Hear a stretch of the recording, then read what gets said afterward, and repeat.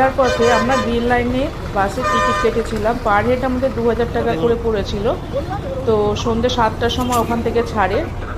তো আমরা বাসে উঠে গেছি। বাসটার ভেতরটা তোমাদের দেখাচ্ছি। এটা পুরোটাই স্লিপার, এখানে কোনো সিটিংয়ের সিট নেই। একদিকে ডবল বেড আর একদিকে সিঙ্গেল সিট।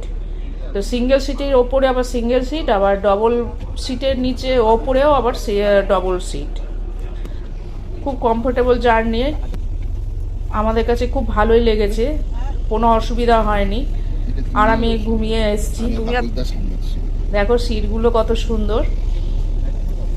আর ওপরে তোমার লাইটের ব্যবস্থা আছে, তুমি ইচ্ছা হলে জ্বালাতেও পারো বা অফ করে রাখতে পারো। আর মধ্যেখানে মানে পর্দাও দেওয়া আছে, ডবল বেড যেটা, আবার মধ্যেখানে একটা পর্দাও আছে, তুমি চাইলে ওটা পর্দাটাও দিয়ে রাখতে পারো।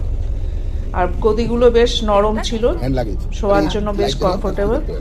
আর ওপরে দেখো লাইটটা ওরকম দুটো টিউব দেওয়া আছে, তোমার ইচ্ছা হলে তুমি জ্বালাতে পারো। তো বাস তো আমাদের ছেড়ে দিল, ঠিক ডট 7টাতেই ছেড়েছে, কোনো অসুবিধা হয়নি আমাদের। তারপরে একটা প্যাকেট দিয়ে গেল, প্যাকেটটা খুলে দেখলাম ভেতরে একটা ন্যাপকিন, একটা জুস, আর এই দেখো মাজা একটা দিয়েছিল, আর এটা একটা কেকের প্যাকেট দিয়েছিল, আর একটা জলের বোতল দিয়েছে। ওঠার সঙ্গে সঙ্গে এটা দিয়েছিল।